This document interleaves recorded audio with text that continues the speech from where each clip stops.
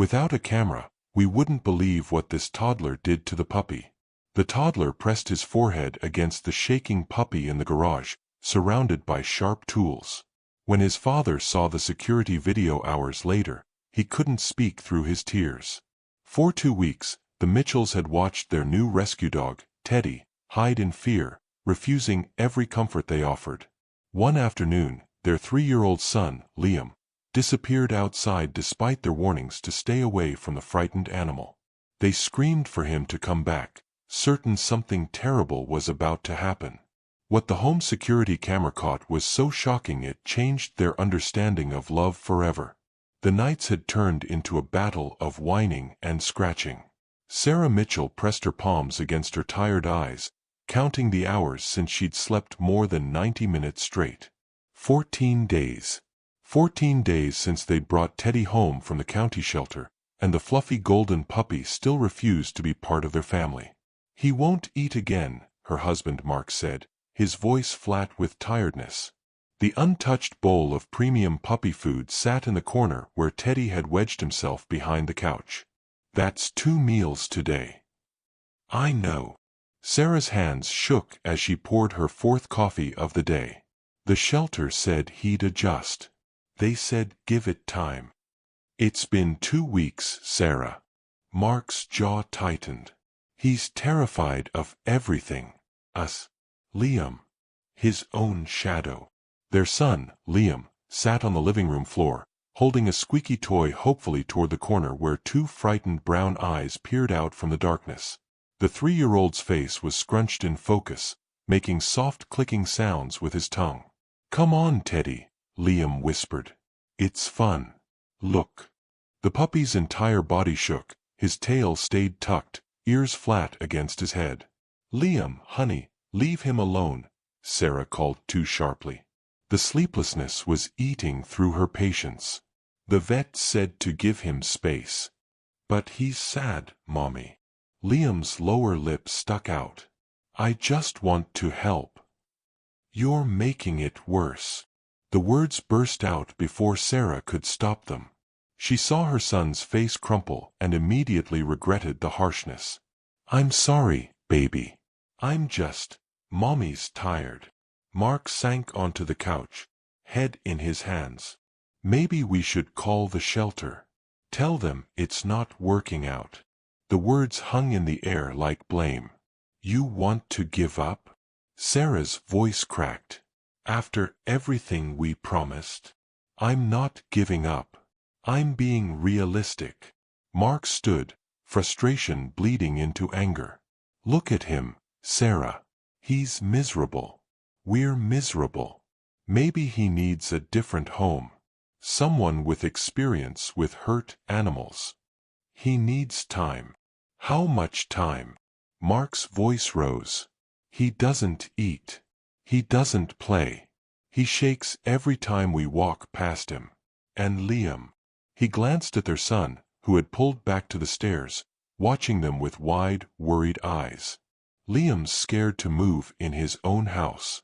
Is this what we wanted?" Sarah had no answer. The shelter volunteers had warned them that Teddy came from a neglect case, found in a basement, left alone for days, half-starved. They'd said he needed patience and love. They'd promised he would bloom with time. But time was crushing them all. That night, Teddy wouldn't stop whining. The high-pitched sound scraped against Sarah's last nerve. She found Mark in the kitchen at 2 a.m. staring at his phone with the shelter's number pulled up. "I'll call them tomorrow," he said quietly. "It's not fair to any of us, especially not to Teddy." Sarah wanted to argue. Instead, she just nodded, too exhausted to fight. Liam appeared in the doorway, clutching his stuffed elephant. "Is Teddy leaving?" The question pierced straight through Sarah's chest. We're talking about what's best for everyone, sweetheart." "But I love him." Liam's voice was so small. "He just needs a friend."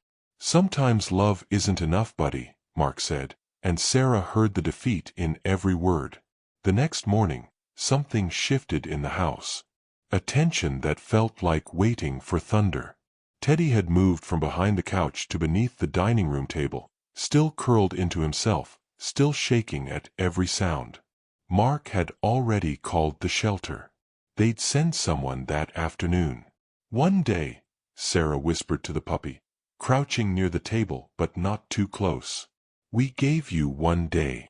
Teddy's eyes watched her, filled with something that looked like understanding, or maybe giving up. Liam spent the morning sitting cross-legged near the table, not approaching, just being present. Sarah noticed him whispering to the puppy, though she couldn't make out the words. The boy's small hand rested palm up on the floor, an offering of gentleness. The puppy stayed frozen, afraid. The afternoon arrived too quickly. Sarah was in the kitchen making lunch when she heard Mark in the garage organizing the tools scattered across his workbench. He'd been putting off the cleaning for weeks, but now he attacked it with almost violent energy, anything to avoid watching the shelter van pull up. Then came the crash. Metal striking concrete, the sharp clang of a wrench hitting the floor. Sarah's head snapped up.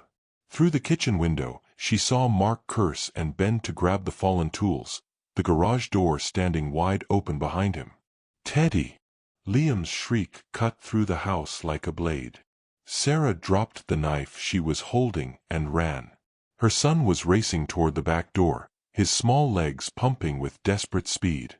Through the window, she could see what he'd seen, a flash of golden fur disappearing through the garage's open door. "Liam, no." Sarah grabbed for him, but he was already outside. "Stay back." The tools. The garage was a minefield. Exposed nails and loose boards. A box cutter left open on the workbench. The lawnmower's blade section taken apart on the floor. And somewhere in that chaos, a terrified puppy.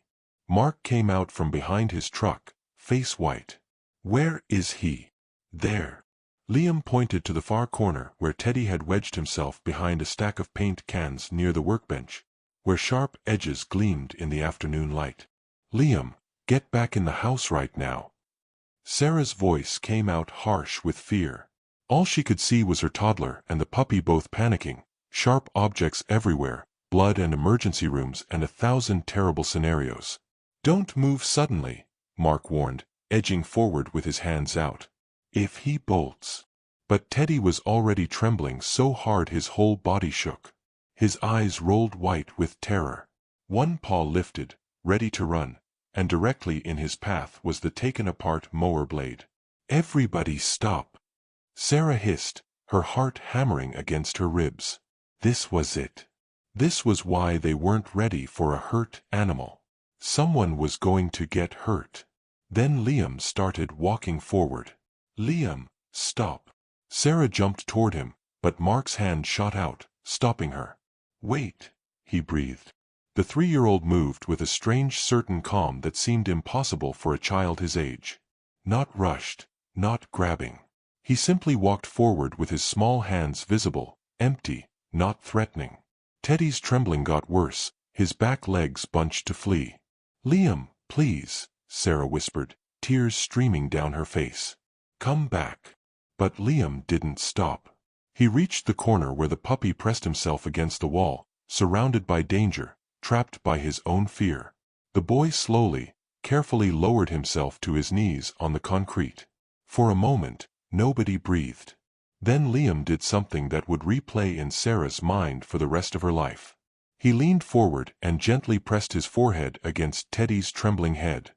The garage went absolutely still. "Don't be scared," Liam whispered, his small voice carrying in the silence. "I'm here." The shaking stopped. Sarah watched, frozen, as Teddy's body went from rigid terror to something softer. The puppy's wild eyes fixed on Liam's face mere inches away. His breathing slowed. The trembling that had defined every moment of his life in their home simply stopped. Then Teddy's tail moved. Just once. A tiny, careful wag. "Oh my God," Mark breathed beside her. Liam stayed perfectly still, his forehead still touching the puppy's. "See," the boy whispered. "Nothing scary. Just me." And then Teddy did something impossible. He pressed forward, closing the tiny distance between them, and his small pink tongue darted out to lick Liam's cheek. The boy giggled. The sound was pure and bright and full of such simple joy that Sarah felt something break open in her chest. "Good boy, Teddy," Liam murmured, his small hand now moving to gently pet the golden fur. "You're such a good boy." The puppy's tail wagged again. Then again. His body unwound from its defensive curl. Those frightened brown eyes that had avoided every gaze for 2 weeks now locked onto Liam's face with something that looked like trust, like recognition, like coming home. "Can you believe this?" Mark's voice was thick. He fumbled for his phone. "The security camera. It would have caught this. Everything." Sarah couldn't speak. She watched her 3-year-old son sit back on his heels, and Teddy, terrified, hurt Teddy, crawled forward to rest his head on Liam's lap. The puppy's tail wagged steadily now, his entire body relaxed in a way they'd never seen. "You were just scared," Liam said softly, both small hands now cupping the puppy's face. "But I'm not scary. We're friends now." Teddy's response was to burrow closer, pressing against the toddler's small frame as if trying to merge with him. The trust was complete, instant, undeniable. That evening, after carefully getting both boy and puppy from the garage and watching in amazement as Teddy actually ate his dinner right next to Liam, their sides touching, Mark pulled up the security video on his laptop. Sarah stood behind him, Liam perched on her hip with Teddy's head resting on the boy's hanging feet. The puppy hadn't left Liam's side since the garage, not even for a moment. The video played. They watched Teddy bolt into the garage, saw themselves react, panicked and afraid. Watched Liam walk forward with that impossible calm. Then the moment, the forehead press. Liam's whispered words picked up by the camera's audio. "Don't be scared. I'm here." And Teddy changing, the shaking stopping, the tail beginning to wag, the lick, the trust blooming, visible and complete. Mark's hands were shaking as he paused the video. On screen, frozen in time, a 3-year-old boy and a broken puppy pressed together in perfect understanding. "Without a camera," Sarah whispered, "I wouldn't have believed it. I'm watching it, and I still don't believe it." Mark's voice cracked. He turned to look at Liam, who was smiling down at Teddy with such simple, pure affection. "How did you know what to do, buddy?" Liam shrugged, the gesture so casual it was almost funny. "I just knew he needed not to be alone anymore." The next morning, Sarah called the shelter back. Not to return Teddy, but to tell them what had happened.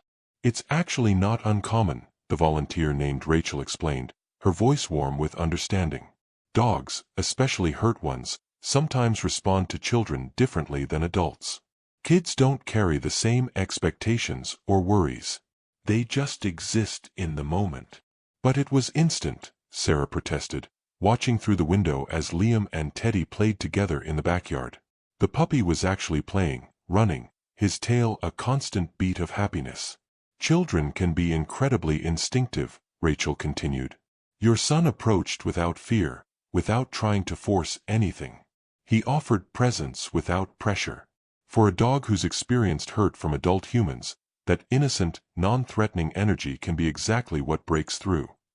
Mark leaned against the kitchen counter, still replaying the video on his phone for the 12th time. "We were so focused on giving him space that we were actually making his isolation worse, making him feel more alone." "You were doing what you thought was right," Rachel assured them. "Sometimes healing doesn't follow the rules we expect. Sometimes it takes a 3-year-old to show us that love isn't about space or time or technique. It's about genuine connection." If it hadn't been for Liam, Sarah couldn't finish the sentence. If they'd sent Teddy back to the shelter that afternoon, if they'd given up one day too soon. "But it was for Liam," Rachel said gently. "And now you have exactly the family you were meant to be." Through the window, they watched their son and the puppy roll in the grass together, both of them laughing or barking with pure unself-conscious joy. The shelter volunteer had been right about one thing. What seemed like failure was actually the journey to exactly where they needed to be. They'd been trying to heal Teddy with adult logic, adult methods, patience and space and veterinary advice. All good things, but not what this particular soul needed. He'd needed a child's wisdom, the kind that doesn't overthink or plan, the kind that simply sees another being in pain and says, "I'm here." That night, Sarah sat on the floor of Liam's bedroom, watching her son and Teddy curled together in the toddler bed. The puppy's head rested on Liam's chest, rising and falling with the boy's breathing. Both were sound asleep, finally peaceful. Mark appeared in the doorway, camera in hand. "I saved the video," he said quietly. "Every second of it. I keep thinking about what we almost did," Sarah's voice broke. "How close we came to sending him away, to giving up. But we didn't." Mark sat beside her, his arm wrapping around her shoulders. "Because Liam believed in him when we couldn't." They sat in silence, watching the two small beings who'd saved each other. Because that's what it was really, not just a boy rescuing a puppy. It was mutual salvation. Teddy had found his protector, his safe harbor. And Liam had found his purpose, his first understanding that his capacity to love could change someone's entire world. "I called my mom," Mark said after a while. "Told her the whole story. She cried. Everyone who sees that video cries." Sarah smiled through her own tears. "Because it's not just about a kid and a dog." Mark pulled her closer. "It's about everything we thought we knew being wrong. About wisdom coming from the smallest, most unexpected places, about how healing doesn't always look like we think it should." The next morning, Teddy ate his breakfast with enthusiasm. He played tug-of-war with Liam. He even approached Sarah and Mark, allowing them to pet him, his tail wagging steadily. The change was complete, as if the fearful, trembling creature from yesterday had never existed. But they knew better. He had existed. He'd been real. And his pain had been real. It had just taken a 3-year-old's pure heart to show him the world wasn't entirely made of fear. From that day forward, Liam and Teddy became inseparable. They napped together, ate side by side, played until both collapsed in exhausted heaps. The puppy followed the toddler everywhere, his eternal shadow and guardian. And Liam spoke to him constantly, filling the air with chatter and affection and the simple certainty that they belonged to each other. Sometimes the line between despair and hope is guarded not by expertise or strategy, but by the simple wisdom of a child who hasn't yet learned that some things are supposed to be impossible. What we fear, the vulnerability of patience, the risk of continued trying, often protects us from recognizing that healing doesn't follow our timelines. It follows its own rhythm, waiting for exactly the right soul to unlock it. In the end, the Mitchells didn't save Teddy. And Teddy didn't save Liam. They saved each other. The way all real love works. Two small beings, both uncertain of their place in the world, finding it in each other. Pure, simple, perfect. What the camera caught wasn't just a moment. It was a testament to the truth that sometimes the greatest healing happens when we stop trying to control it and simply allow another heart to lead the way.